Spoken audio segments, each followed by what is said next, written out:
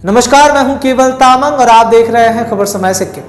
हिमालय की गोद में बसा सिक्किम राज्य प्राकृतिक सुंदरता का धनी है। इस वर्ष सिक्किम अपने राज्यत्व के 50 वर्ष पूरे कर रहा है, जिसका जश्न सिक्किम में धूमधाम से मन भी रहा है।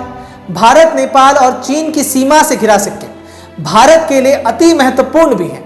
सिक्किम राज्य ने अपने छोटे आकार और कम जनसंख्या के बावजूद अपनी कई उपलब्धियों से देश भर में अपनी योग्यता का लोहा भी मनवाया है। राज्यत्व के 50 वर्ष पूरा करने पर अतीत में सिक्किम ने क्या पाया, क्या खोया, जरूर विश्लेषण का मुद्दा है, लेकिन भविष्य में सिक्किम के लिए क्या है, यह बेहद महत्वपूर्ण है।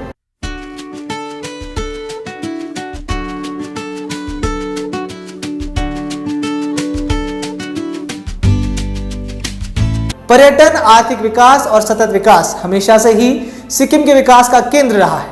अब जब सिक्किम एक नए पड़ाव में कदम रखने जा रहा है, तो सिक्किम का भविष्य काफी उज्जवल नजर आ रहा है। हाल ही के दिनों में सिक्किम में आगे आने वाली क्रांतिकारी योजनाओं ने भविष्य में राज्य के विकास के लिए एक नई आधारशिला रखी है। इसी कड़ी में बहुत जल्द सिक्किम को अपना पहला रेल मार्ग मिलने जा रहा है। सेवक रंफो रेल परियोजना ने अवसरों के नए द्वार खोल दिए हैं। इसके पूरा होते ही पर्यटकों को सिक्किम पहुंचने में कम समय और सुरक्षा का आभास होगा।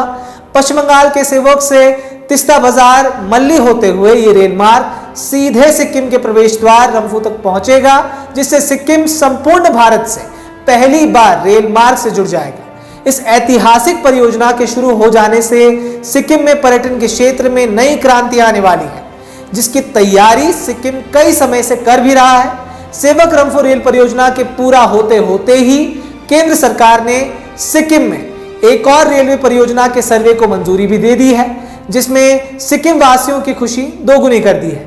मल्ली से दिनदाम तक जाने वाला ये रेल मार्ग पश्चिमी सिक्किम के दूर दराज के इलाकों को विकास और परिवर्तन की मुख्य धारा से जोड़ देगा। हंसी की चमक कहीं गुम ना हो, सूर्या प्लैटिना रोशन करे हर पल।